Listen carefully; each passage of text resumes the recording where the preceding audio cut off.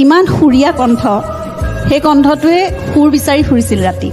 কিছুমান কথা পাহৰি গৈছে, আখৰ একোৱেই লিখিব নোৱাৰে, মানে মনত নাথাকে। মই কওঁ কৈ যোৱা মই লিখিম, মানে মনলৈ যি আহিছে তুমি কৈ যোৱা মই লিখিম। ভাবে নিজে যে আখৰ লিখিছে, কিন্তু গোটেইবোৰ আগবাগ হয়। আচৰিত ধৰণৰ কথা এজন ব্যক্তি তেনেকুৱা এটা অৱস্থালৈ গৈছিলে।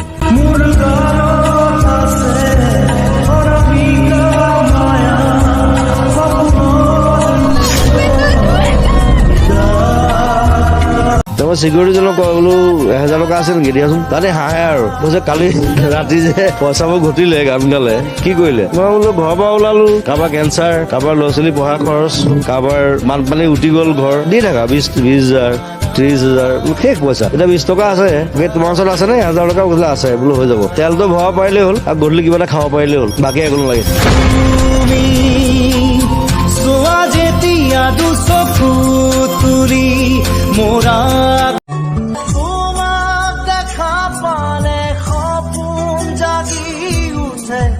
বুকুখনি হয় তাজমহল, মন নদী হৈ মৰম খুটিবই ধুবুৰু